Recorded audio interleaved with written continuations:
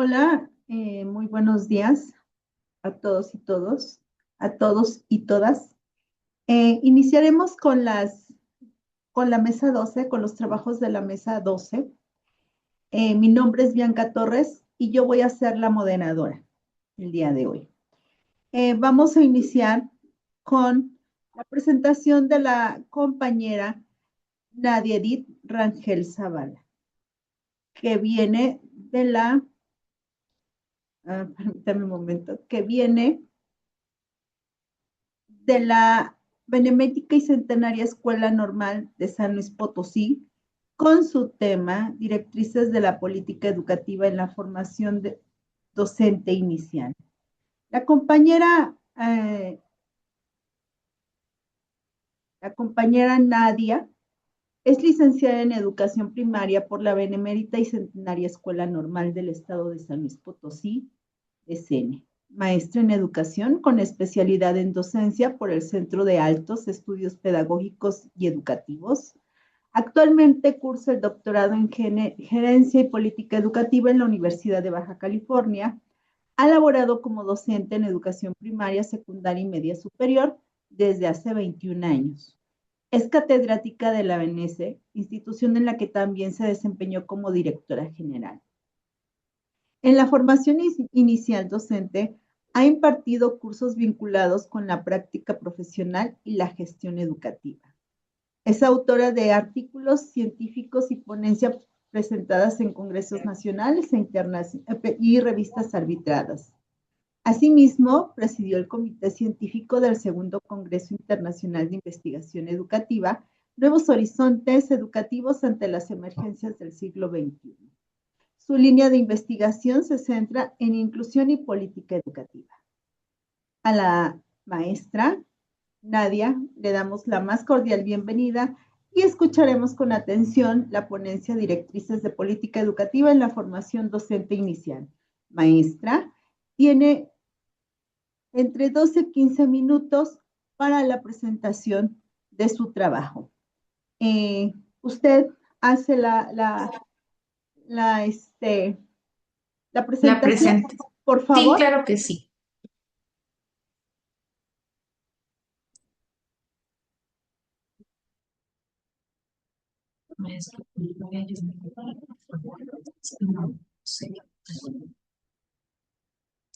Ahí está. Espero que se pueda visualizar bien la presentación. Doctora Blanca, quiero agradecer mucho el espacio y me siento muy honrada de poder presentar esta ponencia en el tercer encuentro de cuerpos académicos y grupos de investigación en educación. Bien, en primer lugar me gustaría retomar el concepto de política. La política es el conjunto de actividades orientadas a la toma de decisiones colectivas y al ejercicio del poder dentro de una comunidad.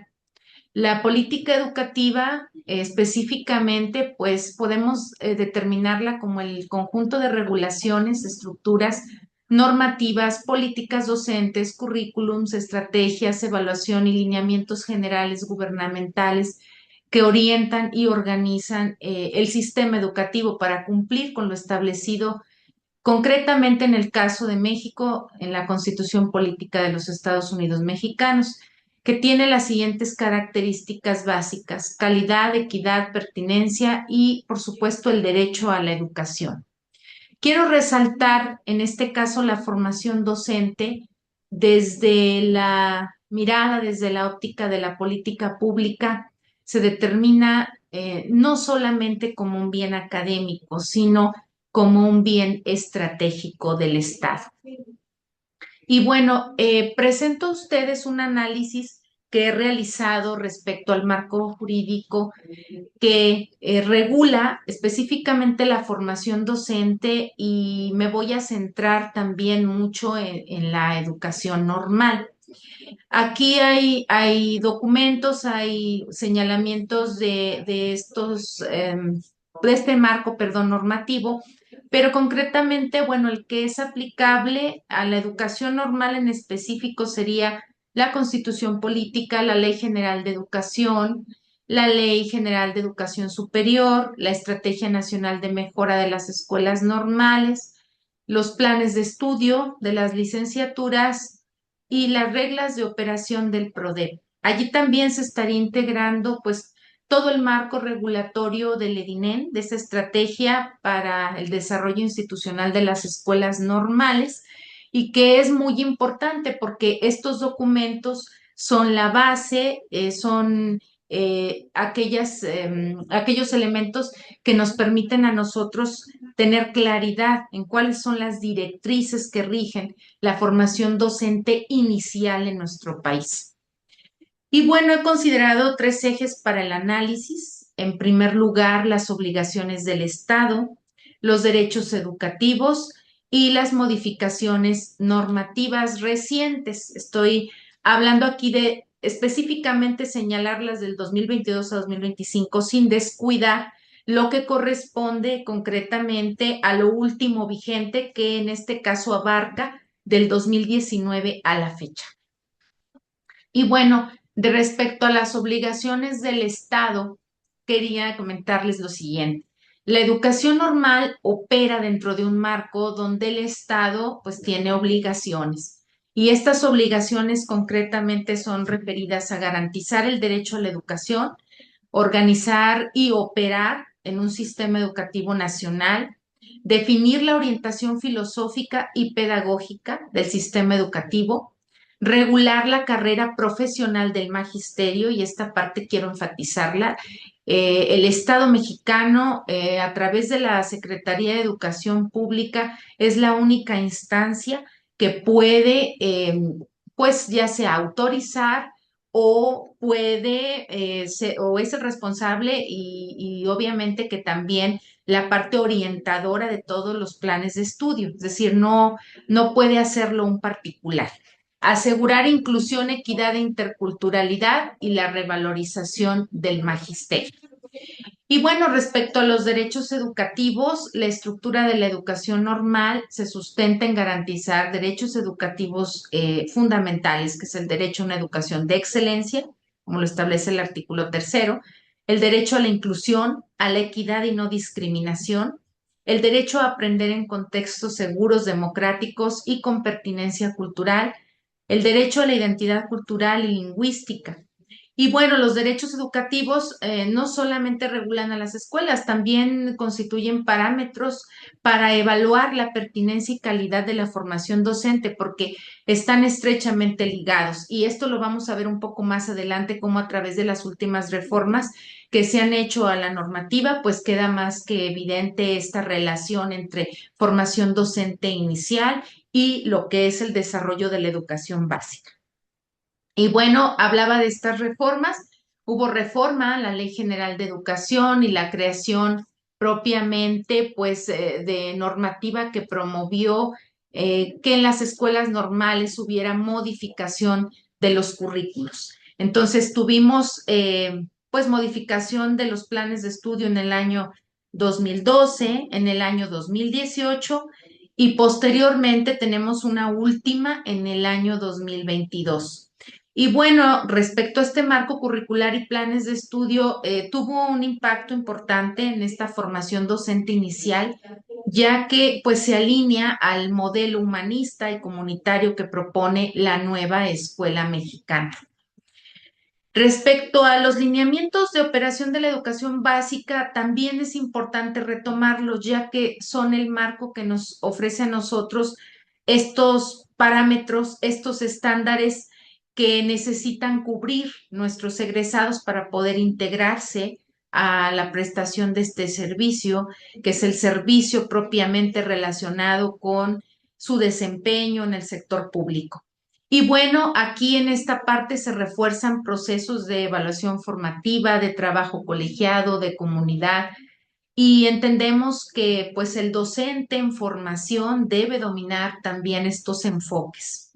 Respecto al PRODEP, que es un programa de profesionalización, pues reorganiza los criterios y con ello nos damos cuenta que actualmente se exige una mayor formación continua y actualización durante todo el ejercicio profesional, incluida la etapa de la formación inicial.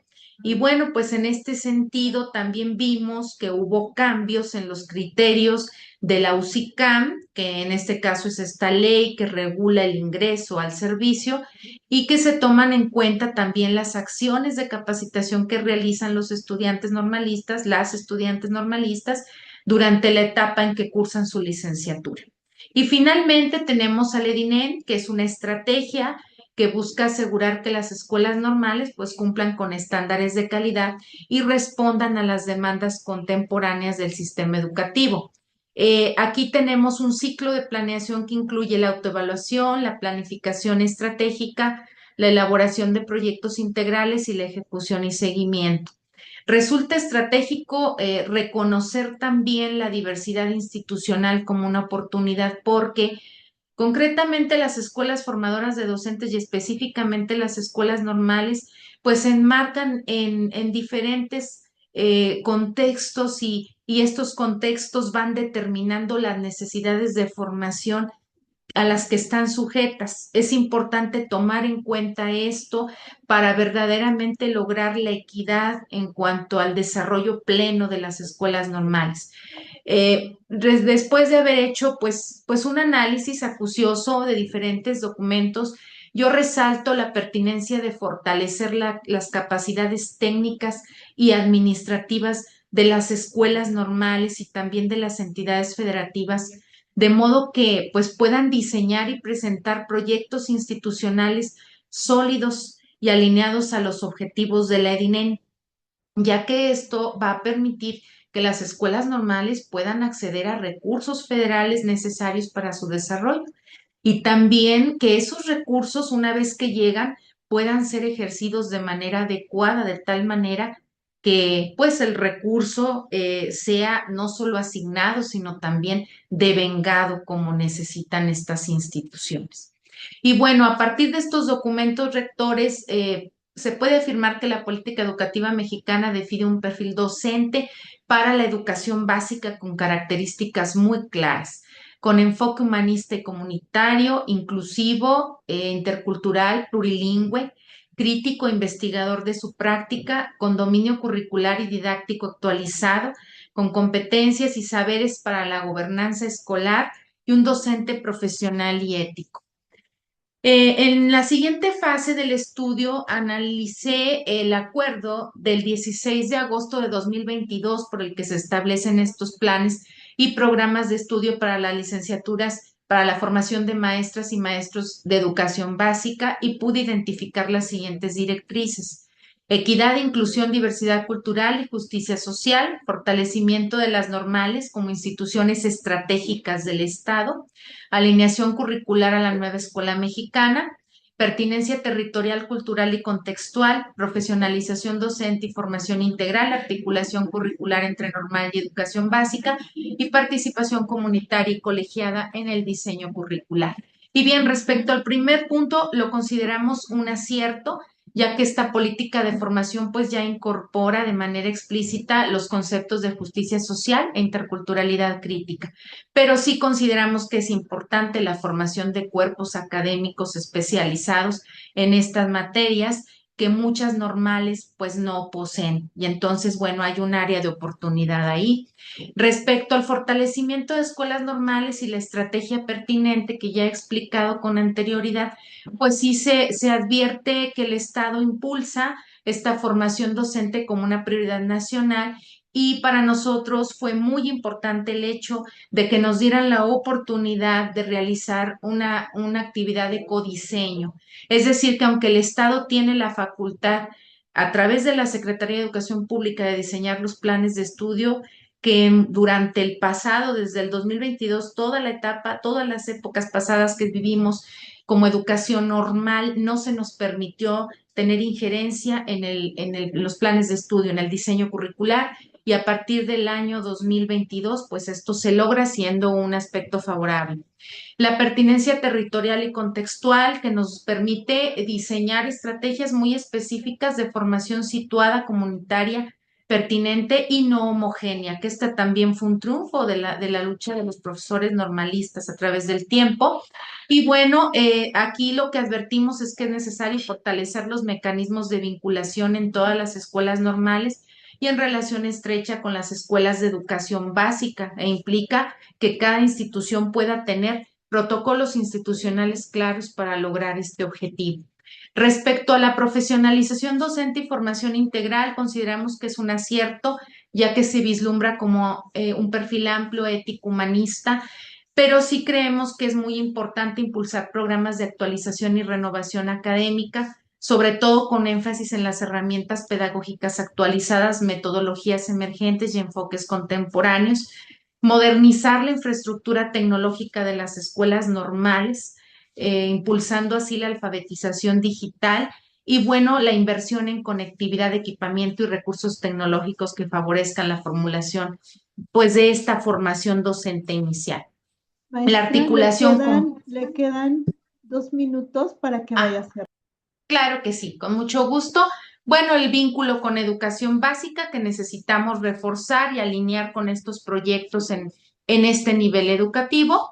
También fortalecer al profesorado a través del trabajo colegiado, la innovación educativa, mediante procesos institucionalizados, porque hemos visto que existen algunas áreas de oportunidad al respecto.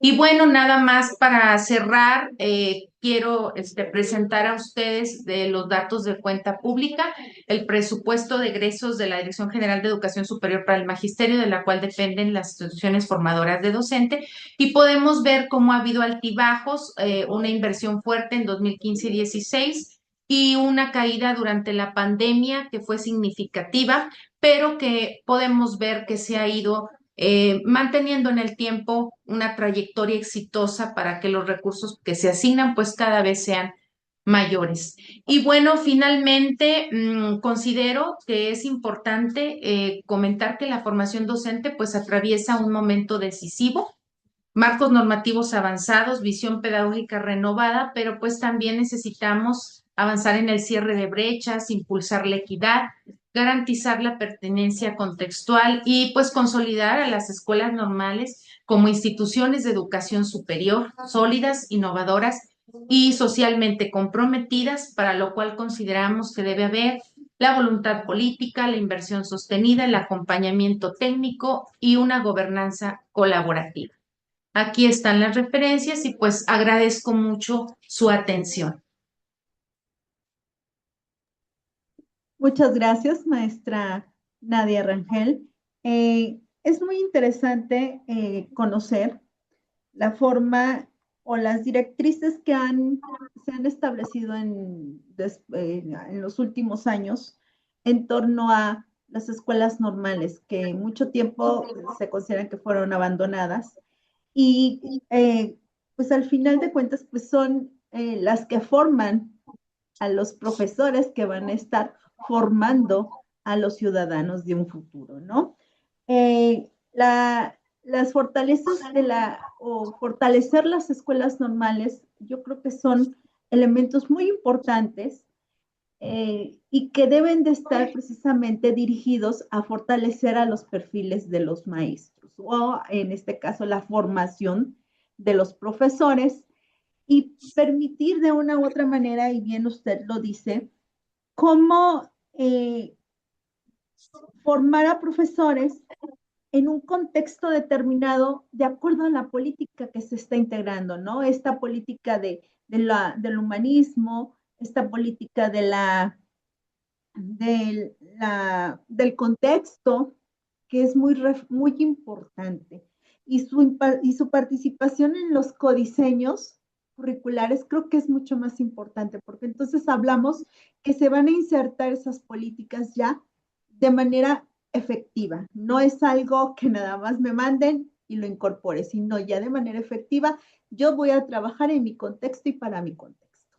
Maestra Nadia, muchas gracias. No sé si algunas personas tengan preguntas, alguno de los que nos acompañan.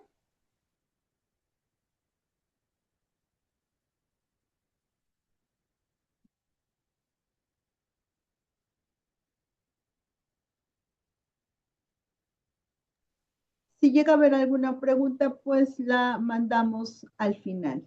Le agradecemos Muchas mucho a gracias. la maestra Nadia y continuamos con las presentaciones. Eh, Como siguiente participación, tenemos al doctor David Alfredo Córdoba Pérez de la Universidad Marista de San Luis Potosí, con el tema validación de instrumento para investigar percepción de estudiantes de posgrado acerca de sus competencias investigativas. Agradezco mucho, maestro, y le doy el micrófono.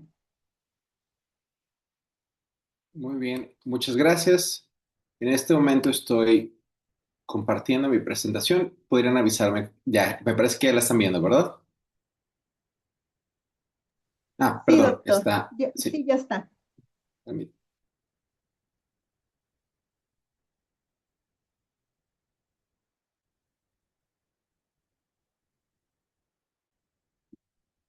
ahí está. Muy bien, fabuloso. Bueno, nada más. Buenas tardes, mi nombre es David Córdoba. Les aclaro que apenas estoy estudiando el doctorado. Les presentaré los resultados de una investigación que realizamos en la Universidad Marista de San Luis Potosí, especialmente en la Escuela de Crecimiento y Desarrollo.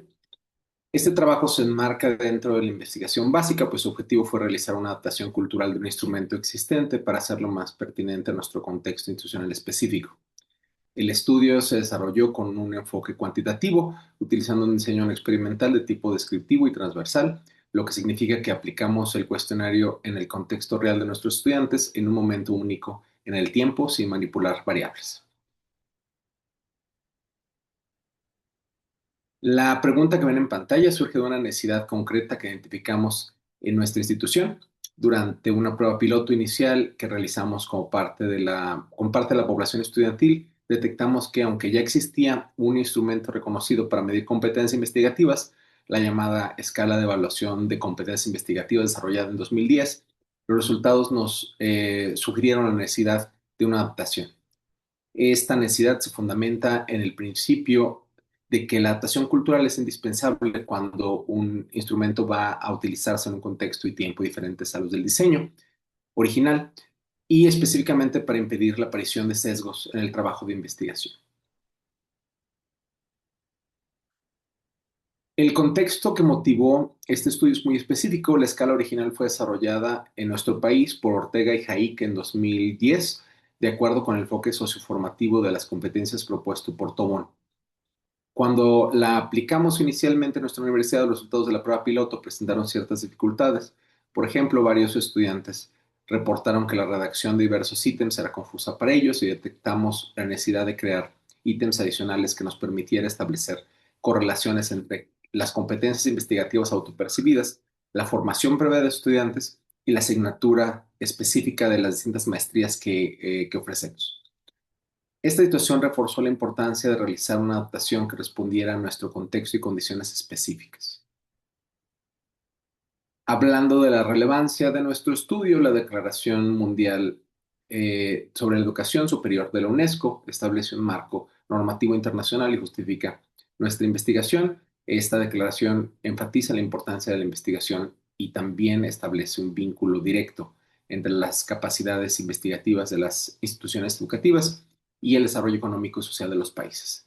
En el contexto mexicano, esto cobra especial relevancia considerando los desafíos que enfrentamos en materias de innovación y generación de conocimiento científico. Nos parece que la formación en competencias investigativas no es solo un lujo académico, sino una necesidad estratégica para el desarrollo social. Nuestro estudio trabajó con una población muy específica. Utilizamos un muestreo no probabilístico tipo intencional. Establecimos como criterio de inclusión que los estudiantes cursaran alguno de los 3 posgrados de la Escuela de Crecimiento y Desarrollo de nuestra universidad. La población estuvo compuesta por 30 estudiantes que representan la matrícula total de la Escuela de Crecimiento y Desarrollo en ese momento. La escala original que tomamos como base fue diseñada específicamente para registrar la autopercepción de los estudiantes sobre sus competencias investigativas. El instrumento consta de 2 subvariables principales. Una valora las competencias metodológicas a través de 47 ítems y la otra las competencias genéricas mediante 14 ítems. Los ítems tienen un formato de respuesta de escalamiento tipo Likert de 5 valores numéricos del 0 al 4, donde el 0 representa nada y el 4 representa muy alto. Este formato nos parece apropiado porque permite capturar matices en la autopercepción de los estudiantes. Los autores originales estimaron la confiabilidad mediante el coeficiente alfa de Cronbach, obteniendo un resultado de 0.98. Además, determinaron la validez del instrumento mediante el juicio de expertos. Para realizar el proceso de adaptación, en la primera etapa la prueba piloto se aplicó específicamente a 3 estudiantes de los posgrados, pero únicamente a aquellos que ya hubieran aprobado al menos 4 asignaturas de su maestría. Esta decisión fue intencional, no aplicamos el instrumento a estudiantes de reciente ingreso porque necesitábamos que tuvieran experiencia suficiente con las asignaturas de investigación para poder evaluar adecuadamente sus competencias. Analizamos los resultados de la prueba piloto y fue entonces cuando detectamos los problemas de comprensión de la redacción original que mencioné anteriormente. En la segunda etapa, para la adaptación lingüística, contamos con la asistencia de expertos de los cuerpos colegiados de investigación de nuestra universidad. Con respecto a los cambios que realizamos, eliminamos 9 ítems por diversas razones. Los ítems 8, 19, 22, 33, 34 y 52 fueron eliminados por presentar contenido redundante con estos ítems. Los ítems 47 y 48 se eliminaron por falta de precisión y el ítem 44 fue eliminado por sugerencia directa de los expertos consultados. Por otro lado, realizamos sustituciones por equivalencias lingüísticas en 7 ítems. Los 10 ítems adicionales que añadimos tienen un propósito muy específico. En nuestro contexto, todos los posgrados de la Escuela de Crecimiento y Desarrollo de nuestra universidad cuentan con asignaturas de investigación, pero tenemos una complicación en nuestra institución y es que no tiene el mismo número de asignaturas y además las asignaturas no cubren los mismos contenidos entre programas. Por ejemplo, los ítems que añadimos entre el 54 al 62 buscan terminar si los estudiantes ya han cursado previamente alguna de las asignaturas de investigación específicas que se ofrecen en estos posgrados. Esto es crucial porque algunos estudiantes de nuestra población están cursando segunda maestría en la institución, por lo que pueden haber tomado asignaturas de investigación en su programa anterior. Esta información nos permite en análisis futuros establecer correlaciones entre la formación previa y las competencias autopercibidas. La escala adaptada resultó con un total de 52 ítems estructurados en las 5 dimensiones que ven aquí. Son problemas de investigación con ítems del 1 al 15, marco teórico con ítems del 16 al 23, marco metodológico con ítems del 24 al 34, resultados con ítems del 35 al 40 y competencias genéricas con ítems del 41 al 52. A estos suman 10 ítems con el contexto de los estudiantes. Es importante aclarar que para calcular la puntuación de total de las variables se suman las calificaciones obtenidas en cada uno de los ítems y este mismo procedimiento se utiliza para estimar las calificaciones de cada una de las dimensiones.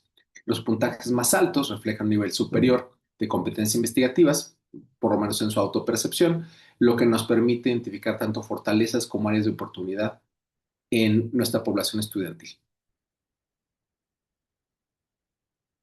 Los resultados que presentamos aquí provienen de la aplicación del instrumento adaptado a la matrícula completa de nuestra escuela que hemos mencionado, es decir, una población de 30 estudiantes. La aplicación fue mixta en un primer momento. Acudimos al salón de cada grupo de los posgrados, presentamos el objetivo del estudio y proporcionamos el formato de consentimiento informado para su firma.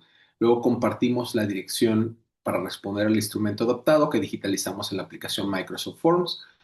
Únicamente le fue posible acceder al instrumento a quien proporcionó su correo institucional de nuestra universidad y su respectiva contraseña, lo que nos garantizó que todas las respuestas provinieran efectivamente de las cuentas de los estudiantes de nuestra institución.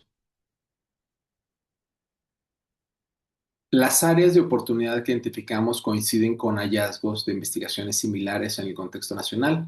Cardoso y Cerecedo, en su estudio en la Ciudad de México, identificaron 4 áreas principales: diseño, instrumentales, personales y gestión para la divulgación. Por su parte, Ceballos y Tobón trabajaron con 3 dimensiones: desarrollo de proyectos de investigación, metodología de proyectos de investigación y normas APA. Nuestros resultados muestran que las dificultades de nuestros estudiantes se concentraron particularmente en aspectos estadísticos y metodológicos avanzados, como el cálculo del tamaño de la muestra y el manejo de programas estadísticos, lo que sugiere la necesidad de reforzar estos contenidos en nuestros programas de posgrado. Algunos ítems que habíamos añadido en este prueba piloto, especialmente aquellos relacionados con el sexo y la edad de los estudiantes, fueron descartados en la versión final porque un análisis inicial de los resultados de dicha prueba piloto presentó que no brindan información significativa para nuestro objetivo. Sin embargo, de acuerdo con la sugerencia de los expertos consultados, añadimos 10 ítems contextuales que mencioné anteriormente, pues estos permiten contar con información relevante y específica para las competencias investigativas de los estudiantes de nuestra población. Las recomendaciones que presentamos se basan tanto en nuestros hallazgos como en los antecedentes de investigación en este tema. En nuestra institución ya hemos puesto en marcha la implementación de módulos autoinstructivos focalizados específicamente en las áreas de oportunidad que identificamos. Y en cuanto a los siguientes pasos, planeamos realizar la continuación del presente estudio y aplicar la escala adaptada a la totalidad de los posgrados de nuestra universidad. Les comparto mis referencias y con gusto se las puedo hacer llegar a quien las solicite. Muchas gracias por su atención y quedo a sus órdenes para cualquier comentario.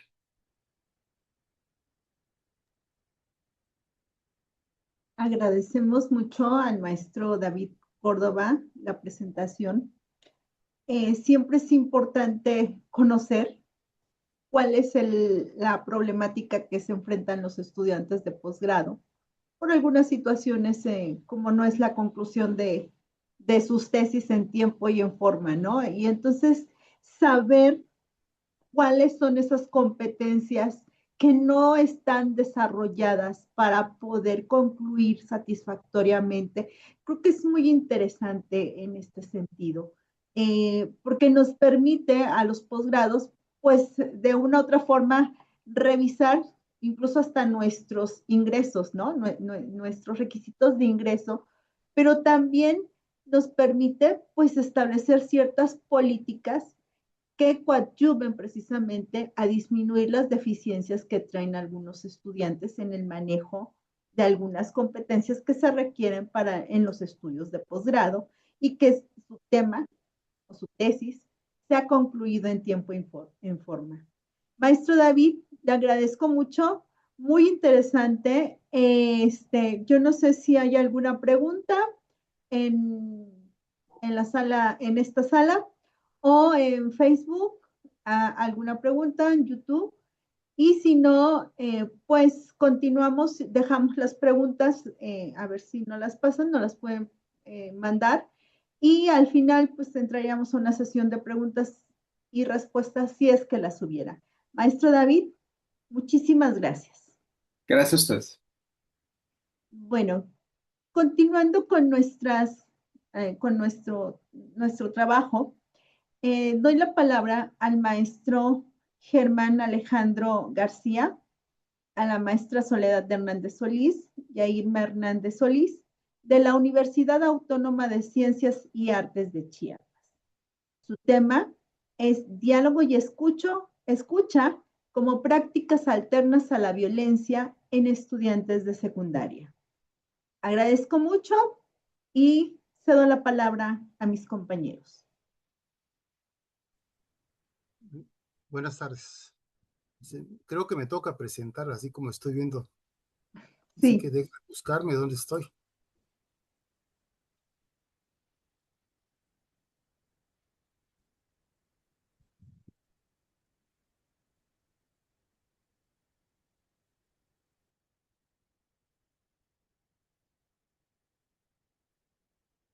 Bueno. No sé si no estoy compartiendo, me parece. Sí, maestro, sí está compartiendo, pero si gusta ampliar, está utilizando PowerPoint, si gusta ampliarla a, a la pantalla completa y subir un poquito su volumen porque se escucha muy bajito. Subo el volumen, correcto. Por favor. No, con todo gusto. Bueno, pues gracias. Agradezco antes que nada al doctor Jonathan Ojeda Gutiérrez, quien fue muy gentil en invitarnos, y pues usted, doctora Bianca, por este espacio que nos permite compartir algunos avances o algunos algunas reflexiones sobre un proyecto que es el de acompañamiento comunitario ante la violencia, la mejora de la salud y el desarrollo de talleres productivos de economía solidaria en colonias urbano-marginales de Tuxtla Gutiérrez, Chiapas, que es un proyecto aprobado por la CECITI, en el cual pues existen diversas acciones, de trabajo con grupos de familias, trabajo con grupos de adolescentes, niños, también con grupos de personas que padecen diabetes, hipertensión, entre otras actividades, entre otras acciones.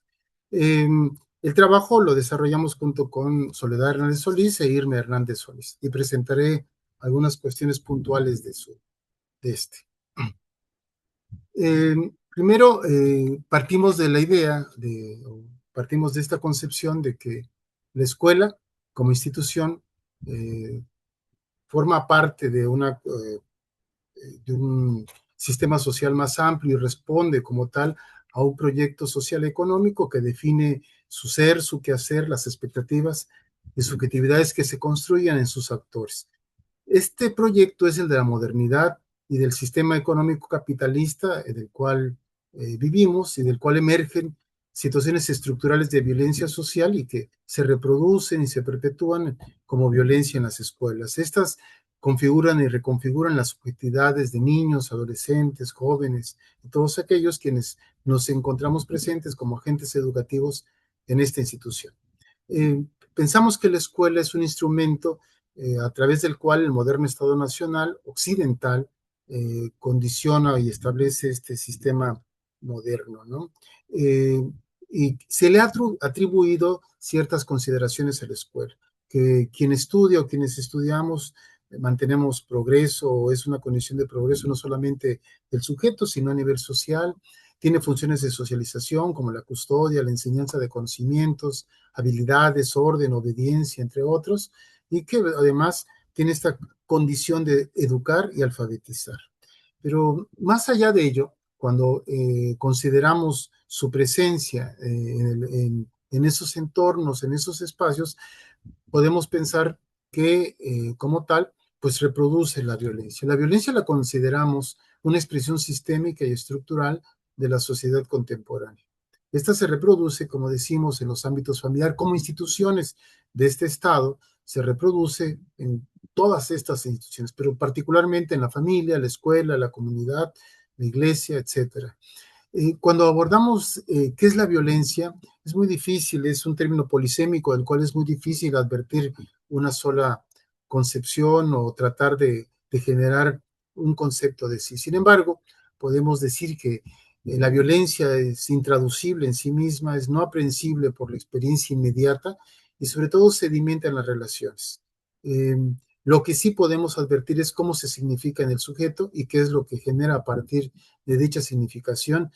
Algo puntual es la falta de estrechamiento de lazo social, de vínculos, la limitación en la producción simbólica de los sujetos y sobre todo la violencia cancela oportunidades de pertenencia, de subjetivación y de proyectos a futuros.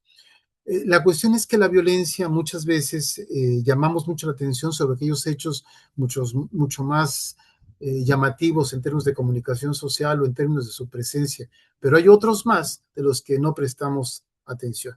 Su difusión y consumo genera conmoción y tiene que ver con ello. Es tanta la información que se genera en torno a la violencia que, bueno, por un lado conmueve, pero por otro nos insensibiliza en torno a esta expresión de la vida social. Su estridencia a través de diversos hechos oculta, que eso es lo importante, oculta la coerción y explotación de la apariencia de lo real. Lo que planteamos a partir de todo ello es que en la escuela difícilmente se instalan vínculos para promover el tejido social, la solidaridad y la conformación de comunidades. Partimos de una idea de que la violencia en ese sentido es una producción social, es un síntoma, es una expresión simbólica de las condiciones y estructuras sociales propias de la contemporaneidad. Es un fenómeno como tal, polisémico, en su definición multidimensional, complejo, y que asoma y que se reproduce y perpetúa a través de las estructuras institucionales. Precisamente por ello, estos elementos que se han pensado para la escuela, pues también a lo largo del tiempo han, desde nuestra perspectiva, sucumbido, sobre todo en esta idea de autoridad social y contención social, como espacio para encuentro con el otro, de mediación simbólica para descentrar al sujeto de sí mismo, a fin de que pertenezca al grupo, a la cultura, a su colectividad. Por eso nos interesó mucho abordar qué ocurre en estos contextos a partir de las demandas de padres de familia con quienes establecimos un trabajo por más de un año, pues se interesaron en que también trabajásemos en las escuelas secundarias. En las escuelas secundarias de la comunidad en la que estamos desarrollando este trabajo, que es una colonia urbano marginal de Tuxtla Gutiérrez, Chiapas, que es la capital, Tuxtla Gutiérrez del estado de Chiapas, al sureste de México, pues pensamos, la escuela secundaria se considera que genera formación, socialización, reproduce la vida social en términos de valores, normas, pautas de interacción, entre muchas más. En esta, agentes educativos como los adolescentes están presentes. Y bueno, en la adolescencia como tal se inauguran múltiples cambios, mutaciones, renuncias, significaciones y nuevos roles, con lo que se reconfiguran y forjan nuevas producciones de sentido a su propia vida, su familia y la comunidad. Pero esto es diferente para hombres y para mujeres. En el caso de los hombres, esta reproducción continúa esta construcción identitaria de reconocimiento social y también se vuelve enclave de prácticas machistas y una asunción que se fortalece de proveeduría económica. Para las mujeres, la escuela ha representado una primera conquista del espacio público, fuente de reconocimiento social, de construcción identitaria y búsqueda de autonomía, pero también desafortunadamente la escuela produce, reproduce y a veces poco cuestiona los mandatos de género, de cuidado, reproducción, crianza y división sexual del trabajo que se asumen para ellas de forma social. Y en ese sentido, este orden social patriarcal pues continúa a través de la escuela su función. Ahora, en ese sentido, la familia, otras instituciones como la familia, la propia comunidad o la vida en pareja, inician.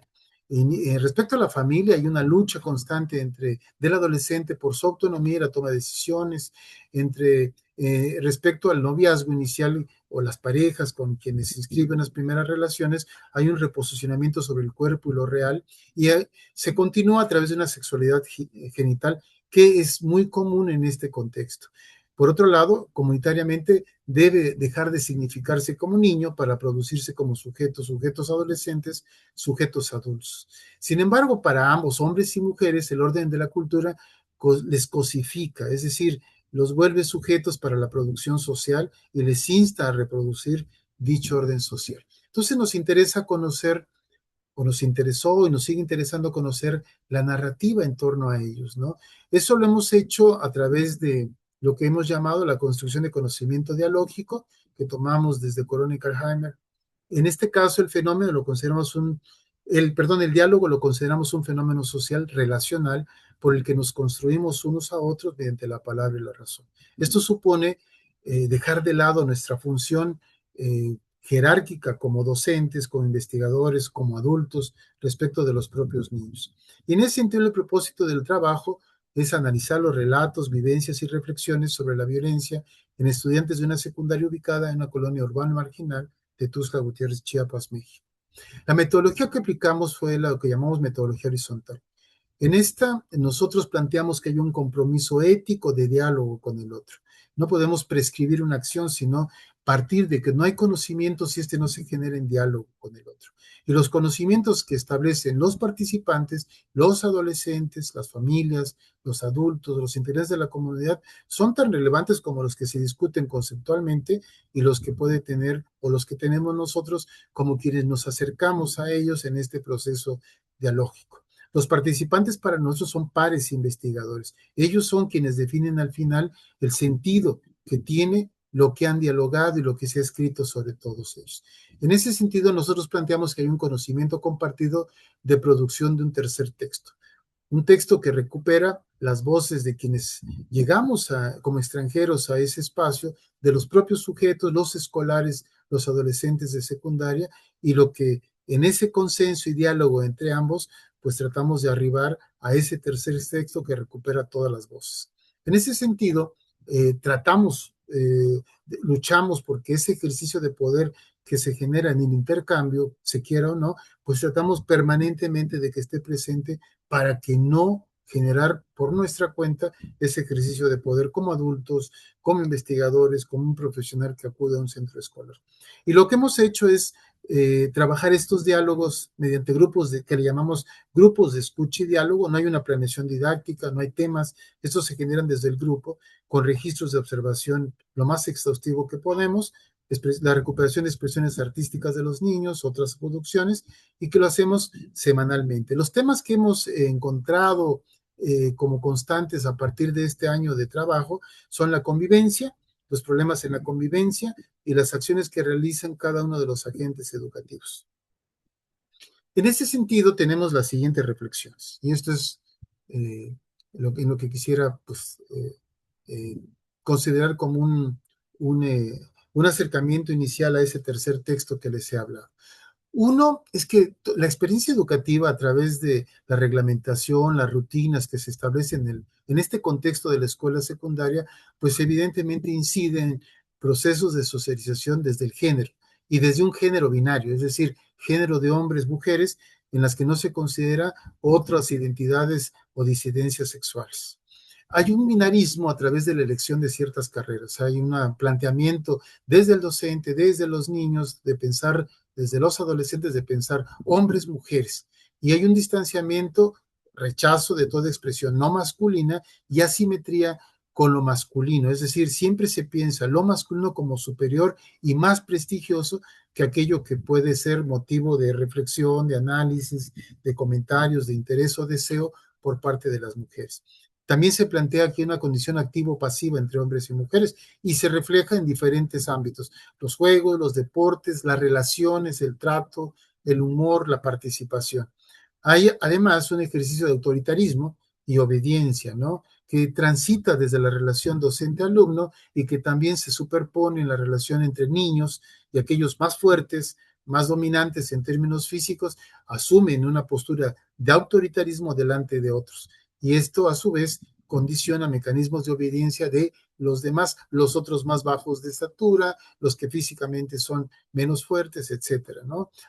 Algo que también hemos compartido y reflexionado junto con ellos, que es un tema de su interés, qué ocurre con respecto al castigo y el acoso como forma de control, fuerza y disciplinamiento. Algo que aparece redundantemente es que el hombre no se puede quejar, los hombres no nos podemos quejar, ¿sí? Y entre más grandes y de más de un grado más avanzado, tercero, menos aún.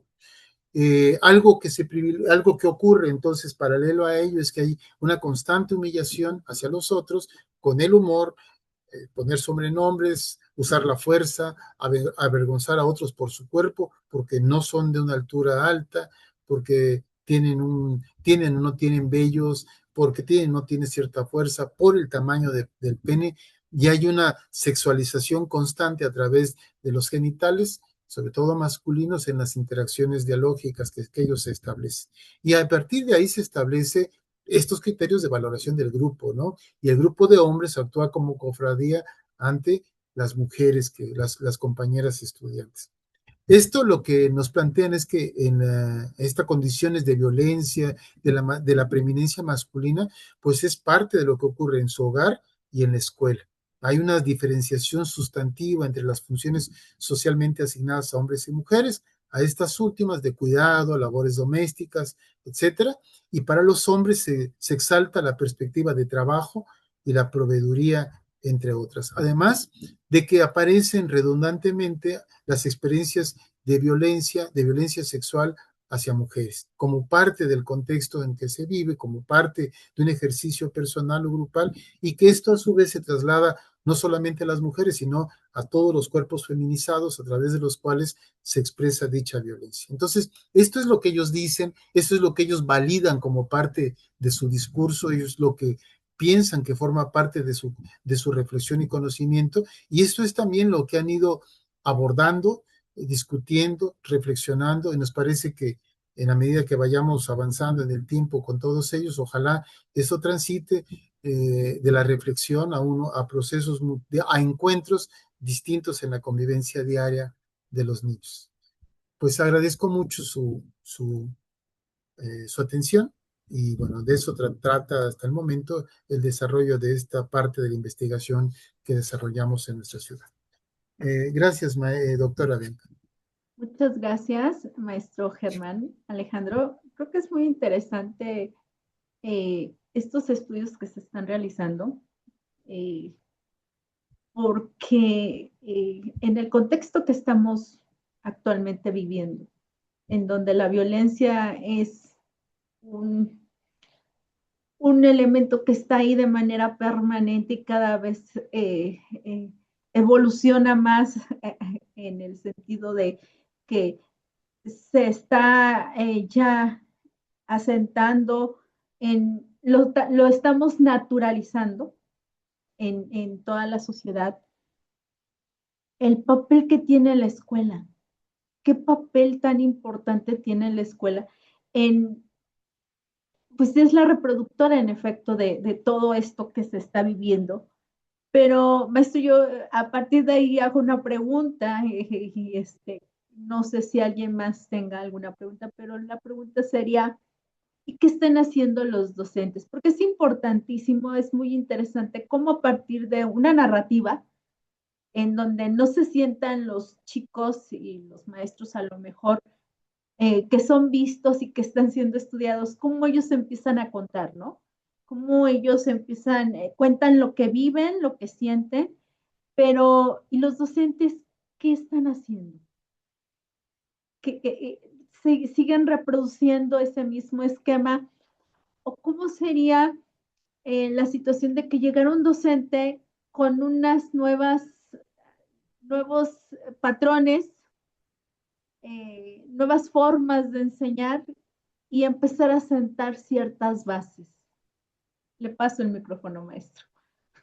Bueno, pues desafortunadamente ha sido una constante intentar la participación de los docentes. No quiero decir que esto ocurre en todos lados. Yo trabajo también en una unidad UPN y ahí atendemos a maestros en servicios. Y la verdad, ahí tengo más de 20 años trabajando y es una constante. Quisiera decir que no, pero esta función de reproducción de la vida social es una constante. Por ejemplo, que los niños se levanten cuando llega un adulto, pero no cuando llega un par, pues habría que reflexionar por qué tenemos que hacer eso. Porque eso reproduce una vida social en que la jerarquía es parte de la condición relacional, pero no se discute. Entonces, a veces lo que discutir qué es el respeto y qué es pasar del respeto a una condición de una convivencia en que haya que aludir a la condición de jerarquía, algo más, me parece que es algo que tendría que cuestionarse en todos lados, ¿no? Y colocarnos en esta posición me parece que a veces es muy complejo para los maestros. Yo soy maestro de nivel universitario, no de educación básica, pero me parece muy complejo pensar cómo los maestros abordan esta relación como adulto, pensando que como adulto a su vez pueden establecer relaciones horizontales y es muy complicado. Es tan complejo porque nuestra vida social, familiar, nos atraviesa y forma parte de lo que realizamos. En concreto, con lo que usted plantea, pues desafortunadamente nos encontramos mucha indiferencia, todavía luchamos porque esto no ocurra. En algunos casos ya una maestra de inglés, por ejemplo, colabora con nosotros en un centro comunitario que tenemos en la colonia, dando clases de inglés los sábados a otros niños de la misma escuela y de otros lugares para apuntalar estas carencias que presentan en ciertos aspectos los estudiantes de secundaria y prepa. Y bueno, hemos ido intentando establecer, llama una autora, Catherine Walsh, que llama, hay que fisurar la institución, tenemos que intentar hasta donde sea posible anclar ciertos cambios, porque así como comentaba la maestra Nadia, hay políticas públicas, pero si la política no se opera, pues es una política que funciona como ideología para la escuela, no es inoperante, o bien se conoce, se verbaliza, pero mi actuar, mi práctica dista mucho de todo aquello que se dice como política pública. Y eso es lo relevante, pasar de ello. E intentamos establecer diálogos con los docentes, espacios de reflexión. Hemos logrado apenas 2 reuniones con ellos en más de un año que llevamos trabajando en la escuela, pero bueno, pensamos que también es un proceso para todos, para ellos, nosotros, los niños, y confiamos de que ojalá en 2, 3 años algo más hayamos podido conseguir como una parte cotidiana del hacer y del quehacer institucional de todos los agentes educativos. Ya, eso sería mi comentario, maestro. Le agradezco mucho, maestro, y algo que mencionó en efecto la maestra Nadia es la importancia de esta formación, ¿no? De la formación docente inicial. Y si la política voltea y si la política es capaz de eh, voltear a ver a esos que van a formar a los niños, a lo mejor podemos eh, empezar a reconstruir nuestro tejido, ¿no? Que yo creo que el papel fundamental y primordial que tiene un docente en un salón de clases es fundamental. Y pues como está en una escuela, pues entonces se convierten en reproductores, ¿no?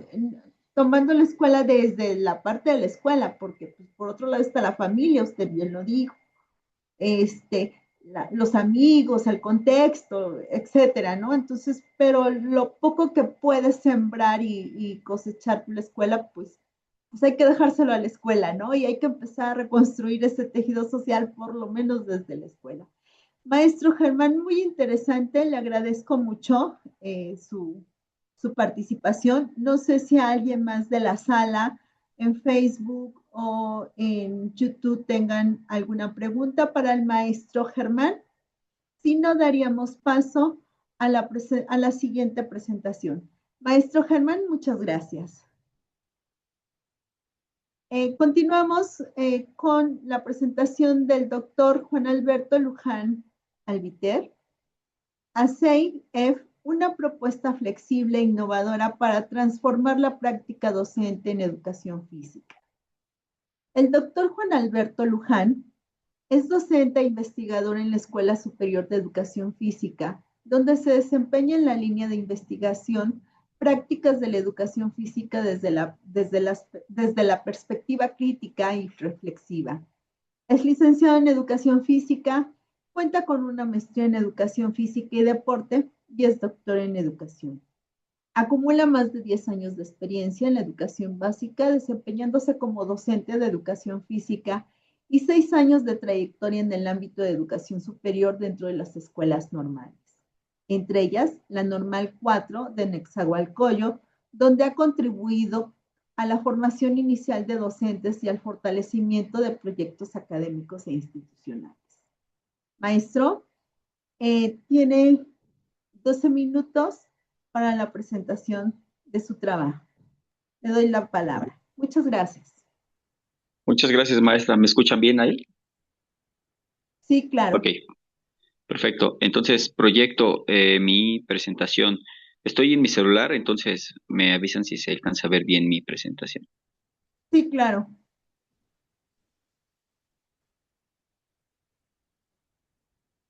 Un segundo.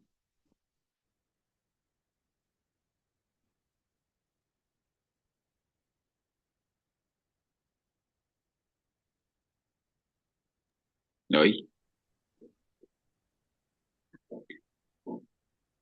No están viendo mi pantalla, No, ¿verdad? maestro, no se escucha, no se ve, perdón.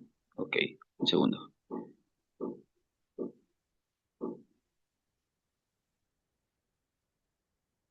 No me deja. ¿No tiene usted la presentación de por casualidad, maestra? No, maestro, pero si quiere, ahorita le paso mi correo, y en lo que resolvemos esto, le damos paso a la siguiente ponencia. ¿Le parece, maestro? O, o Y puedo, lo voy a... o puedo hablar así sin la presentación. ¿Se Sí, puede? claro, adelante, sin ningún Sí, mejor. problema. Ok. Miren, es un gusto para mí estar con ustedes el día de hoy. Afortunadamente he colaborado con la Normal 4 de NESA. Trabajé un tiempo con ellos, fue un tiempo muy agradable, muy grato. Eh, Me formó mucho y ahora estoy trabajando para la Escuela Superior de Educación Física. Voy a hablarles de el proyecto que inició como una investigación documental en la Escuela Superior de Educación Física y que actualmente se está transformando en la construcción de un libro. Es el proyecto. Tenemos que cambiar el título para fines como comerciales, pero, bueno, no comerciales, como de divulgación, pero por el momento se llama ACI para educación física, que es combina la palabra aprendizaje de servicio e investigación acción. Miren, primero quiero hablarles un poquito del contexto por el cual surge esta investigación. La Escuela Superior de Educación Física y en general la educación física tiene una tradición amplia. Ha pasado por muchos enfoques, eh, desde los enfoques, por ejemplo, militares, en donde se preparaba a la población para movimientos armados, para la defensa de la nación, hasta enfoques deportivos con el auge de estas tendencias deportivas, de los sports ingleses y, por ejemplo, con el establecimiento de los Juegos Olímpicos en México, ¿no? A enfoque psicomotriz, enfoque dinámico y actualmente el enfoque humanista que permea la nueva escuela mexicana y da como pie el enfoque dinámico e integral de la motricidad. Es decir, la educación física ha evolucionado, ¿uh? Pero lo ha hecho de manera rápida. Eh, Actualmente hay egresados, educadores físicos, que tienen tensiones con los enfoques actuales de la nueva escuela mexicana en su práctica, precisamente porque buscan identidad en un enfoque que ya no es actual. Esto lo habla y clarifica muy bien Walter Brach y Ricardo Crisorio. Ellos son brasileños y expresan claramente cómo sus educadores físicos en ocasiones buscan identidad en ciencias que están establecidas, ¿no? No sé, en el conocer común de sus contextos, tal vez hay educadores físicos que hasta son confundidos con docentes o maestros de deporte, ¿no? O tal vez hay educadores físicos que mm, tienden a hacer mediciones tal vez antropométricas, índice de masa corporal, y ponen algunas, inclusive, como regímenes alimenticios a los estudiantes, ¿no? Cuando la nueva escuela mexicana actualmente nos contextualiza en el enfoque del humano a lo comunitario, es decir, es un enfoque comunitario, es un enfoque crítico reflexivo, al igual que la tendencia actual para el magisterio y sobre todo para ¿cómo se llama? El normalismo, ¿vale? Entonces, esta investigación trataba y versa sobre darle pautas a los docentes para liberarse de esta búsqueda de identidad, de esta carencia de identidad, y centrarse en la propia práctica reflexiva que genera el docente día a día, en valorar lo que estamos haciendo todos los días, ¿no? Así nace esta investigación. Eh, Al inicio, les comento, fue de corte documental. Actualmente se está piloteando estas pautas y se está recabando información de índole cualitativo a través de entrevistas y encuestas en docentes que están en servicio y que están implementando estas pautas en su día a día. Uh-huh. Por supuesto, es una investigación en construcción, y hay una resistencia al cambio. Estamos notando que hay resistencia al cambio, puesto que el docente de educación física tiene que emigrar de un enfoque técnico instrumental a un enfoque o un paradigma crítico reflexivo, y esto pues es complicado, no es tan fácil como parece. Eh, Vuelvo a reiterar, las tradiciones que ha seguido la educación física pues dificultan y tensionan esta transición. Volquemos nuestra atención, por ejemplo, en la evaluación, ¿no? Es bien común pensar que la educación física está centrada en el pragmatismo, y es cierto, o sea, nosotros enseñamos a través del movimiento. Sin embargo, el movimiento no es la única forma en la que intervenimos dentro del estudiantado. Sí es nuestro principal elemento, mas no es un elemento totalizador, ¿no? El movimiento controlado hacia los sujetos o hacia los cuerpos. Por ejemplo, la herencia de esta educación vertical, ¿no? Donde el educador físico educa el cuerpo a través del movimiento de los sujetos en una estructura horizontal y rígida. Piensa en un docente de educación física que enseña fútbol tal cual es el fútbol. Y si llega un estudiante tal vez que no cubre con las características fisiológicas para ser exitoso en el fútbol, híjole, pues ese estudiante en ocasiones no es tomado en cuenta o es relegado, ¿no? Y son enfoques que en su tiempo tuvieron una necesidad, en su tiempo tuvieron un por qué existir, pero actualmente no deberían de continuar en la educación pública actual, ¿no? Hay espacios en donde estos enfoques, por supuesto, que pueden ser útiles, ¿no? Por ejemplo, en el espacio deportivo, pero en el de educación física, no. Y menos con este nuevo paradigma, cualitativo, este nuevo enfoque humanista que lleva la escuela mexicana. ¿Qué es lo que estamos haciendo? ¿Cómo iniciamos el cambio? ¿Cómo tratamos de profesionalizar a nuestros docentes y egresados a través de posgrados que estamos llevando? Esta investigación sirve como pauta para profesionalizar a docentes que ya están en el patio y pues estamos combinando o estamos tratando de fusionar la investigación-acción con todos sus procesos metodológicos sistémicos que llevan a la reflexión cíclica al docente, pero que en ocasiones se vuelve individual.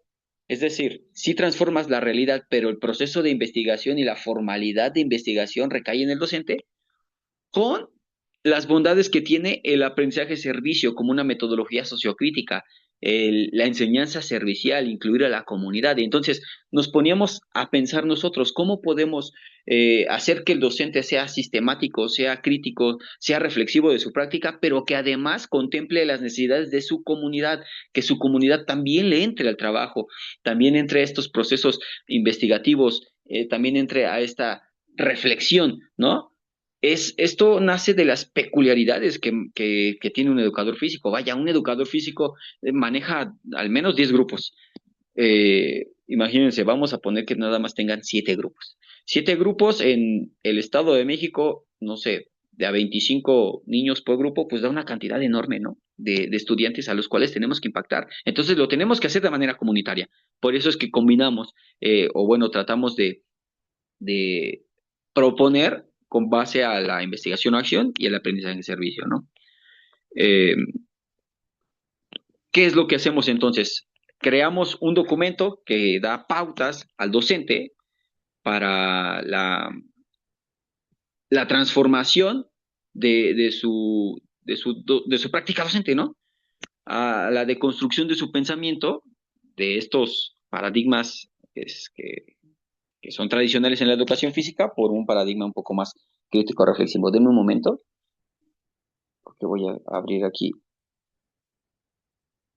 un segundo. Listo. Entonces, ¿qué es lo que creamos nosotros? Básicamente pautas a través de fases y elementos o pasos para que el docente pueda ir guiando su enseñanza sin que le cause demasiadas tensiones, puesto que está migrando del paradigma técnico-instrumental, pero que permita que su docencia se vuelva más amplia, que permita adoptar estos enfoques holistas, ¿no? Y entonces creamos nosotros este documento titulado ACEF para una práctica docente investigativa, crítica, integral y reflexiva. Este documento cuenta de 8 fases que se van articulando entre sí, formando una espiral para que el docente vaya transformando su práctica de manera sistemática y comunitaria. Estas 8 fases inician detectando una necesidad, un interés y un contenido del contexto en el que el docente está trabajando. Es decir, creemos firmemente que la práctica docente tiene que surgir de una problematización, no de la implementación de un programa de estudios. Y creo que eso es un elemento central de la nueva escuela mexicana, que dista de los programas en el neoliberalismo, que eran totalmente verticales, que proponían al docente a implementar programas creados por especialistas. No, por el contrario, actualmente se está haciendo programas analíticos a partir de programas sintéticos para contextualizar y situar la enseñanza, ¿no? Y entonces retomamos eso. Creas o detectas una necesidad a través de instrumentos cualitativos, sondeas el interés de tu comunidad, puesto que el educador físico sirve a varios intereses, a varios grupos. Utilizamos ahí algunas técnicas mixtas para que el docente pueda recabar el interés de su estudiantado y por lo tanto ahora sí, con esos 2 tipos de datos, utilizar el programa como herramienta y generar a través del codiseño un programa analítico pues pertinente para su contexto. Una vez que se tiene ese proceso de problematización, que incluye varias pautas que están presentes en el documento, se comienza a sensibilizar a la comunidad educativa, digamos, lo denominamos una fase de inmersión. En este proceso se da a conocer al estudiante de la comunidad qué es lo que se va a trabajar, cómo surgió con base a la problematización, cómo surgió con base a los intereses. Y juntos se motiva a la comunidad y juntos se comienza una investigación comunitaria, es decir, retomamos los saberes de la comunidad para lanzar una propuesta pertinente al contexto del que se está trabajando, ¿vale? Se organizan unas actividades, ya estamos pasando por la fase 5, se organizan actividades, pero no de manera fraccionada y aislada. Se comienzan a organizar actividades de manera colaborativa. El docente de educación física tiene la bondad de conocer varios grupos, colaborar con varias docentes titulares de grupo e interactuar con diferentes personajes de la comunidad escolar. Entonces, creemos que el docente de educación física podría ser tal vez el enlace para proyectos comunitarios, para proyectos que impacten a gran parte de la comunidad y que resuelvan, o bueno, no resuelvan, sino que contribuyan a la resolución de problemas en lo macro. Vaya, tenemos un gran alcance. A simple vista puede ser una debilidad, ¿no? Puesto que nuestros alcances, o bueno, nuestras herramientas son limitadas, pero no, o sea, creemos que es una gran ventaja. Una vez que se organizan, que se contemplan acciones, que se asignan comisiones, bueno, empiezan a pilotear estas acciones a través de las pautas que les damos. Retomamos autores como Antonio Latorre, a través de la investigación-acción. Retomamos ahí, por ejemplo, a ideas freirianas a través de las relaciones dialógicas. Y el docente va creando estas comisiones, va creando estas acciones por las cuales los estudiantes puedan implementar, puedan contribuir según su interés. Y entonces ahí se vence el pragmatismo de la educación física, característico que privilegia a los sujetos que son hábiles o que tienen factores, digamos, fisiológicos acorde a los deportes de competencia, ¿no? Una vez que se pilotea, se evalúa, ya por temas, por tiempo, voy a hacer más rápido, se evalúa y se tienen tres tipos de datos. Los datos de la necesidad, es decir, de la atención de la problemática, se obtienen datos de la satisfacción del cliente, le llegamos a decir, o sea, del interés que surgió de los estudiantes. Es importante retomar esos datos de la comunidad y datos concretos del programa que se está utilizando, ¿no? Triangulamos esos tres tipos de datos utilizando las ideas de María Bertelli. ¿Cómo el docente puede triangular estos datos? Bueno, cotejando el contenido con las problemáticas comunitarias, comparando las problemáticas con la satisfacción de la comunidad y comparando la satisfacción con el contenido. Esto nos arroja ciertos elementos que podemos interpretar para dar a conocer a nuestro contexto, primero de manera local, lo más importante, y posteriormente, si fuera el caso, de manera nacional o en escenarios más grandes como en estos tipos de eventos, ¿no? ¿Qué quiero dar a conocer con ustedes en este momento? Que se está trabajando para vencer estas tradiciones en la educación física de índole instrumental, que se está trabajando para que el educador físico no solamente reflexione sobre su didáctica o sobre cómo enseñar al estudiante a correr más rápido o saltar más lejos, sino que trascienda a escenarios más complejos, que trascienda a escenarios en donde se reflexione sobre las interacciones que hay en la comunidad y sobre todo se reflexione sobre las manifestaciones socioculturales que se gestan en la enseñanza del educador físico. Muchísimas gracias por el espacio y fue un honor compartir este diálogo con ustedes.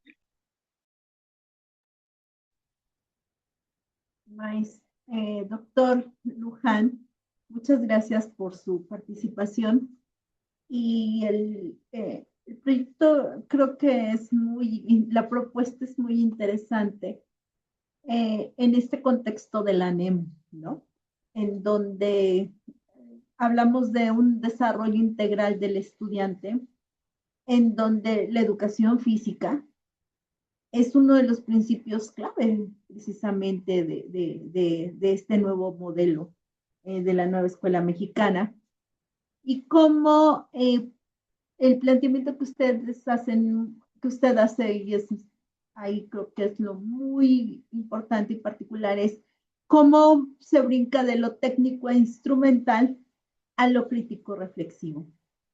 Y retomando un poco todo lo que hemos venido hablando en esta mesa es, volvemos a caer en el papel importante y primordial que tiene el docente en su formación, pero también en la formación de los otros, ¿no? En este caso de los estudiantes. Entonces, retomar elementos como estrategias centradas en el estudiante, estrategias centradas en el contexto, en el sentido del que lo enmarca la nueva escuela mexicana, hablar de una comunidad, hablar de proyectos colaborativos que incidan en problemáticas desde la educación física y que usted bien lo dice, proyectos comunitarios que contribuyan a resolver no solo la problemática del contexto inmediato, sino también de un contexto más grande, por así decirlo, de otro contexto, ¿no? Entonces, creo que es muy importante y como usted bien lo dice, la tarea es trabajar con los docentes, brincarnos de eso técnico instrumental a la parte crítica reflexiva. Y eso pues yo no quisiera utilizar el término, pero es reinventarnos, ¿no? En nuestras actividades académicas, y docentes en nuestras estrategias para poder seguir formando a nuestros estudiantes.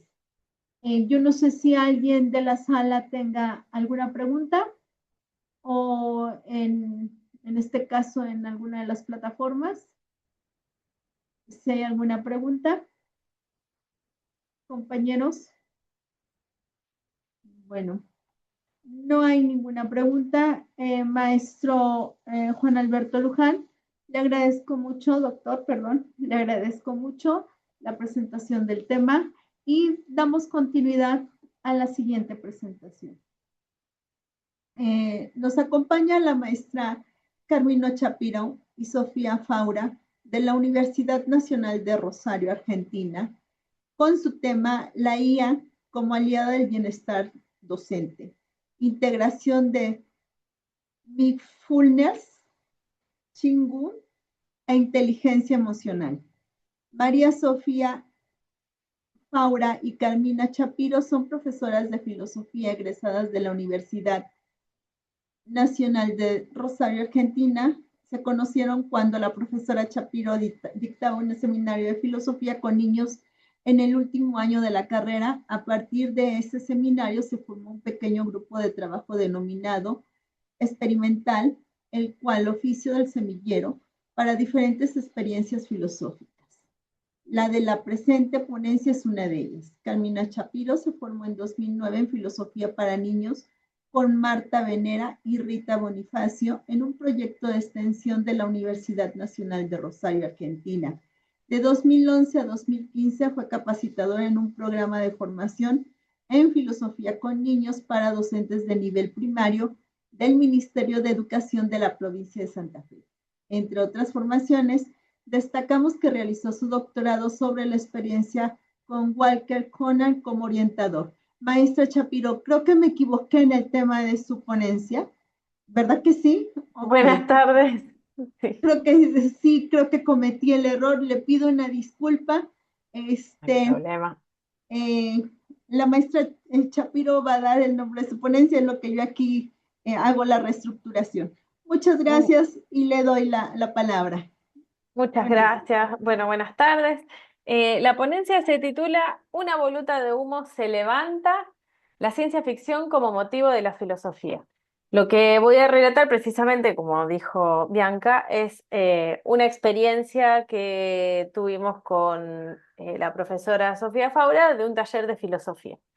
Así que paso a contarles primeramente un poco las coordenadas del taller y en segundo lugar algunas reflexiones que nacieron a raíz de eso. Bueno, este taller tuvo lugar en 2023, durante los meses de marzo, abril y mayo. Estuvo dedicado a la ciencia ficción y a la filosofía en una biblioteca popular de la ciudad de Rosario, Argentina, que se llama Biblioteca Popular Constancio Vigil. Los encuentros eran una vez por semana y duraban 2 horas. El taller se llamó Remedio para Filósofos, con X, filósofes sería, en alusión al título de la obra de Ray Bradbury, Remedio para Melancólicos. eh, bueno, jugando un poco con el título, ¿no? del libro de Ray Bradbury. La propuesta era una invitación a filosofar a partir de una selección de cuentos, fragmentos y cuentos y una poesía de Ray Bradbury que se encuentran diseminados en distintas obras de su autoría. El grupo de personas que participó del taller tenían diferentes edades, que iban desde los 14 años hasta los 75. Ninguna de estas personas tenía una formación filosófica específica y su asistencia era voluntaria porque la Biblioteca Vigil, como es una biblioteca popular, es un espacio abierto que reúne diferentes actividades culturales. Bueno, en concreto, en cada encuentro, ¿cómo funcionaba? Es esto, ¿no? En cada encuentro se leía colectivamente un cuento. A partir del cuento se armaba una comunidad de indagación. Esta es una categoría que viene de la filosofía con niños, que funciona así. Esto es lo más básico. Puede ser más compleja, puede ser diferente también, pero la estructura básica que elegimos esta vez fue esta. La dinámica era la de comentar brevemente las impresiones que tuvieran luego de, cada uno tuviera luego de la lectura. Después se comenzaban a plantear preguntas de investigación filosófica sobre las que cada quien quisiera indagar. Cuando todas las preguntas que les interesaban estaban hechas, se elegía una mediante votación y entonces se iniciaba la discusión de esa pregunta, lo que sería el diálogo filosófico o la reflexión filosófica, a partir de este cuento de ciencia ficción.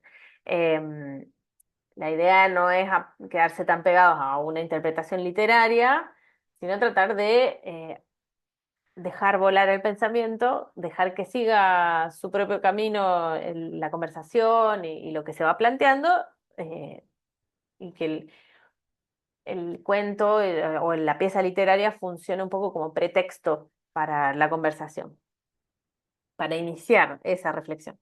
Bueno, el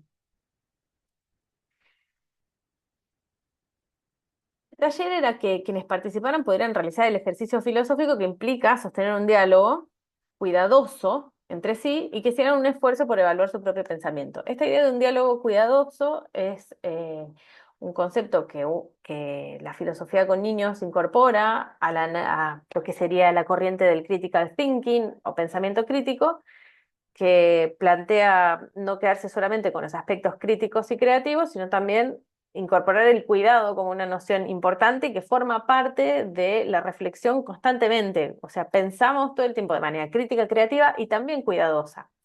Entonces, el objetivo en este caso era trabajar sobre la idea de cuidado. Un poco también por eso estaba puesto en juego la X en el nombre. Bueno, por una apuesta también de parte de Sofía, de trabajar sobre el reconocimiento del otro. Bueno, entonces, uno de los objetivos era este, y que cada quien pudiera hacer un esfuerzo por evaluar su propio pensamiento, decíamos recién.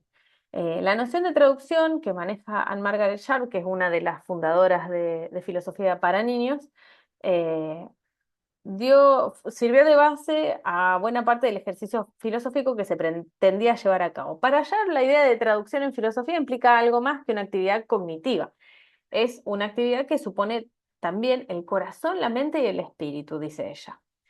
La traducción en el marco de una comunidad de indagación es principalmente la habilidad de quienes participan de entender los sentidos en que otros expresan lo que piensan y al mismo tiempo la habilidad de poder expresar los propios pensamientos de un modo cuidadoso hacia el mundo afectivo del otro.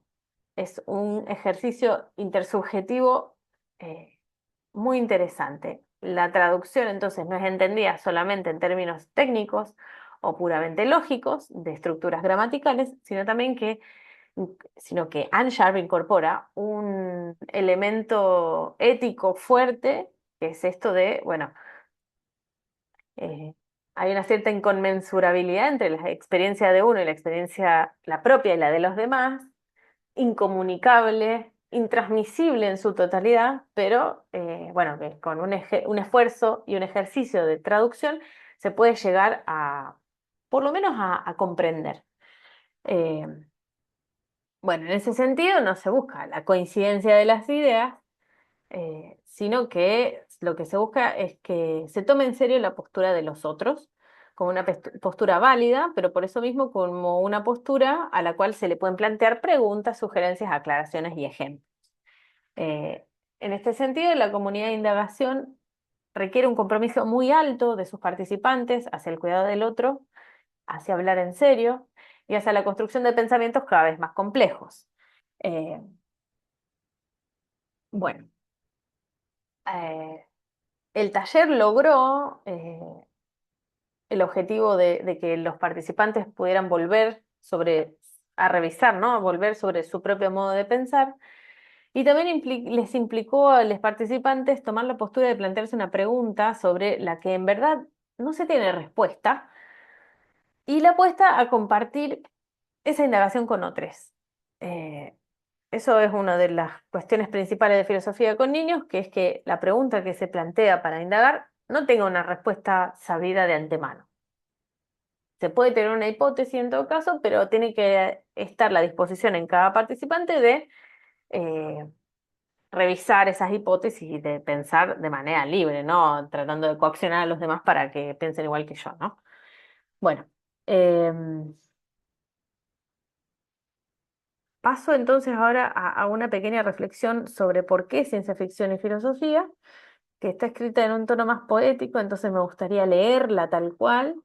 Eh, bueno, porque es bonita como quedó.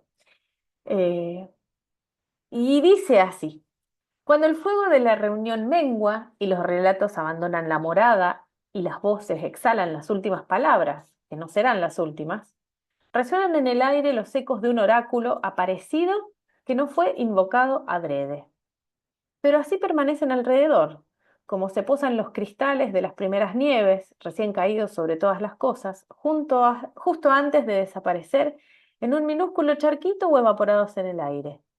Historias y experiencias, equívocos e impresiones, olvidos y exageraciones se mezclan en imágenes complejas e inacibles que pasan a habitar nuestros cuerpos. La reunión termina, el encuentro se hace despedida, el fuego finalmente se extingue y una voluta de humo se levanta. El pasado puede hablar desde lo que vendrá. En lo hablado habita lo que aún no se intenciona pronunciar. En lo contado, en lo narrado, en lo olvidado. Atendiendo al misterio, escuchamos nuestro pasado. El recuerdo mira hacia adelante. El futuro abre pasado. Escuchar algo que aún no ha sido emitido. Solo así se entiende la propia historia. Misterio a las espaldas es misterio que habita al frente. Su entendimiento es semejante, allí donde la lengua no cesa de enredarse. Exiliados todos, somos de aquí y de allá, de hoy y de ayer, indefectiblemente. Bueno, estas son algunas referencias a Jacques Hasson, que escribe un libro que se llama Los contrabandistas de la memoria y analiza precisamente la idea de transmisión y, bueno, y la memoria, ¿no? De ahí un poco este juego de que pensar la ciencia ficción no, se pretende no. En la ciencia ficción hace futuro, ¿no? Habla del futuro, de futuros imaginados. Entonces, el juego que buscábamos hacer con esta idea es que pensar sobre el futuro también implica pensar sobre el pasado, porque para poder imaginar mundos posibles hay que saber, parece un poco evidente, pero no es tan sencilla la idea. Lo que pasa es que no es tan fácil de poner en palabras.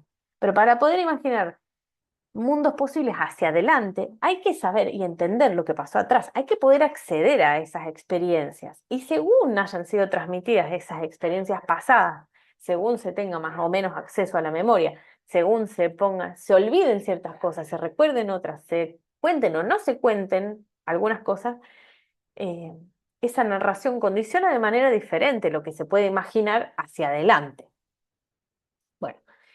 Entonces el juego ahí que nosotras buscábamos es con el futuro. ¿En qué lengua se dice el futuro? ¿Qué palabras existen para lo que todavía no ha tomado forma ni existencia? Todos sabemos cuántas historias nos preceden. Nuestra llegada al mundo se da siempre dentro de una trama mayor de historias, causas, motivos, consecuencias y razones. Lo aprendemos con mayores o menores dificultades a medida que crecemos y vamos haciendo nuestra propia historia. Algunas palabras nos atraviesan como gritos, algunos silencios nos atraviesan como gritos. Hay el misterio de lo que se avecina, pero también hay el misterio aún mayor de aquello que fue y nunca podremos conocer. Porque el futuro nos mira a la cara, nos espera de frente con brazos abiertos. Podremos saber de primera mano lo que tenga para decirnos, aunque se haga esperar. El pasado, en cambio, se escurre y se deshace en secreto si no hay alguien que lo cuente. Se nos aparece siempre por sobre el hombro, susurrado en la voz de otras experiencias, experiencias que fueron de otros, misterios por siempre inalcanzables, tesoros inaccesibles, de no ser por el asidero que nos puede ofrecer un relato ajeno. El pasado es un tiempo perdido. El misterio del pasado no pertenece nunca enteramente al presente. La construcción misma de su ser pasado impone una distancia imposible de franquear. Su esencia es estar un poco más allá de lo que podemos alcanzar. Ese extraño proceso mediante el cual un misterio ajeno gana la capacidad de volverse propio y mediante el cual podemos descubrir cuánto de lo que nos antecede nos preconfigura, es lo que conocemos como transmisión. Dice Jasón, la transmisión es un decir a medias que transmite un no sabido. Es decir, siempre hay un resto, digamos, que nunca puede llegar eh, no sé cuál sería el opuesto de inefable, que no puede llegar a pronunciarse. Bueno, eh, entonces la transmisión es fundamentalmente reunión y relato. Se trata de la materialidad de las palabras sonido que se comparten y que traen al presente algo de experiencias anteriores. Las palabras proferidas siempre son las actuales, pero también ejercen un sutil oficio de contrabando entre lo conocido y lo que nos resulta familiar. Entre las anécdotas y los sufrimientos padecidos, aparecen sin permiso elementos de una lengua más vieja y muy anterior a nosotros, que nos acercan en el ahora al pasado vivido. Son estos elementos, convertidos en palabras pronunciadas y concretas, los que contrabandean significados y sentidos de nuestra historia colectiva para sabernos y pensarnos. Compartir palabras, acciones y prácticas que realizan el conocimiento de otras generaciones es una manera de ser contemporáneos de los ancestros. Permanecer en el ejercicio de conocer nuestro propio pasado, el lejano, el que excede nuestras capacidades personales de recuerdo, se constituye entonces como una experiencia de sí, lo mismo que podríamos decir pensar el futuro con la ciencia ficción. Termina convirtiendo en una experiencia de sí. En el mejor de los casos, como sugiere Jasón, la palabra abrirá un campo de inscripción para el sujeto en vez de persistir como un ruido impreso en un pesado silencio. Con estas ideas en mano, ¿cómo podemos afirmar una transmisión del pasado en la escritura de ciencia ficción, que suponemos nos habla de incontables futuros posibles? Si el oráculo de Delfos pudiera hablarnos, si pudiéramos preguntarle no quién es el hombre más sabio, sino cómo podemos hacer filosofía hoy, ¿qué nos diría? Tomamos una frase de Jacques Jasson sobre la transmisión y la parafraseamos para imaginar una respuesta oracular a partir de un sentimiento de inquietante extrañeza. ¿Dónde podemos encontrar esta extrañeza en nuestros días, en las sociedades en las que vivimos y el modo de vida que llevamos? ¿Dónde habita la extrañeza en el mundillo que nos rodea?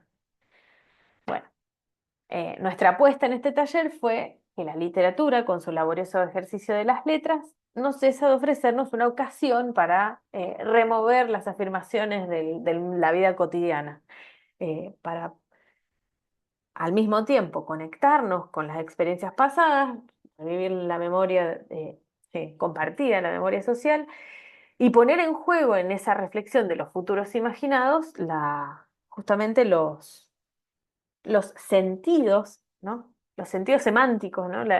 Bueno, sí, los sentidos culturales, históricos, sociales, puestos en juego en esa narración del pasado y por lo tanto la narración del futuro. Bueno, eh, por motivo de tiempo cierro hasta aquí. ¿eh? Cualquier cosa, estamos para las preguntas. Muchas gracias. Muchas gracias, doctora. Muy interesante, muy filosófica el trabajo. Los proyectos, creo que los proyectos comunitarios contribuyen mucho a la solución de problemas por un lado, pero también este término que utilizan de semilleros, también es recuperar toda esta parte de la narrativa, ¿no? De ciertos lugares. Y eso es, yo creo que eso es muy interesante porque son las formas en cómo podemos interactuar precisamente en ciertas comunidades o en ciertos lugares que no son precisamente muy habitados, ¿no? No hablamos de las metrópolis. Y entonces, ¿cómo decirle a los chicos cómo se ven, ¿no? Es decir, cómo se ven en un futuro, cómo se conciben en un futuro a partir de su reflexión del presente, ¿no? ¿Cómo viven el presente, rescatando su pasado, retomando su pasado? ¿Cómo ven su presente para ver cómo ven su futuro? Y entonces ha habido ejercicios, por ejemplo, aquí en la Facultad de Filosofía, en donde les preguntamos a los jóvenes cómo se ven en un futuro y desafortunadamente no son respuestas muy alentadoras, ¿no?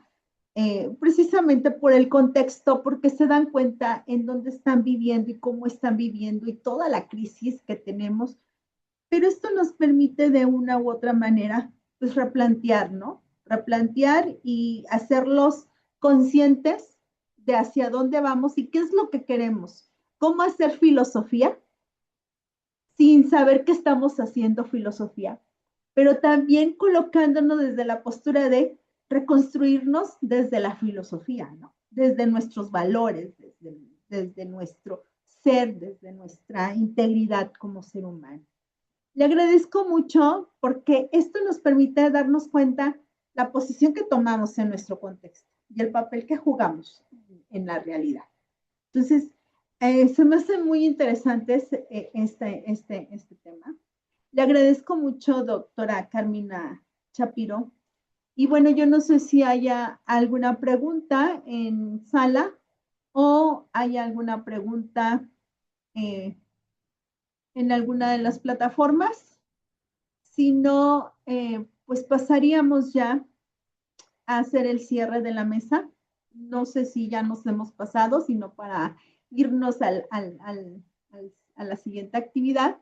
Yo quisiera agradecerles a todos por estar aquí con nosotros, el habernos compartido partes de sus proyectos de investigación y resultados de investigación. Creo que esto nos permite enriquecer y entender desde dónde y cómo nos podemos situar, ¿no? La importancia que tiene la política educativa y cómo incide la política educativa y cómo nos está impactando en todos los sentidos el sentirnos como docentes, nuestras competencias profesionales, qué tan competentes somos para poder enfrentar a esta sociedad líquida que bien lo dice Bauman, ¿sí? Cómo nos permiten desde nuestras competencias profesionales reconstruir un tejido social, el cual es muy importante y necesario en estos momentos. Retomando, por supuesto, como tiene muchos años o que nunca se había hecho, retomando estos principios que la NEM rescata, como es la construcción integral del ser humano, de nuestros estudiantes, el, el vislumbrar una cultura o el formar una cultura de paz. ¿Cómo hacemos el desarrollo? ¿Cómo integramos al estudiante en su formación? Para que podamos sentar las bases para que ellos construyan un pensamiento crítico, ¿sí? Reflexivo, sean seres epistémicos, capaces de dar respuesta a las problemáticas del contexto y con su actuación inmediata. Entonces, el haber hablado desde la política, las competencias investigativas, que al final de cuentas nos permiten conocer qué estamos haciendo y en dónde estamos mal, ¿sí? y qué es lo que podemos, dónde podemos incidir, nos permiten. En esta parte que nos hablaron, por ejemplo, de la violencia, en la cuestión de la educación física, de la importancia son elementos que van a ser de un ser humano algo muy importante para su actuar en este mundo. Yo les quiero, con esto quiero cerrar y yo les quiero agradecer muchísimo el que estemos aquí y bueno, pues damos paso a la siguiente actividad. Yo los invito a que se integren a la conferencia magistral que en 5 minutos iniciará. Si tienen alguna duda, comentario, observación, antes de cerrar, les paso micrófono. ¿Ninguna? Bueno, nos vemos en la conferencia magistral y muchas gracias por habernos acompañado y compartido. Muchas gracias, compañeros.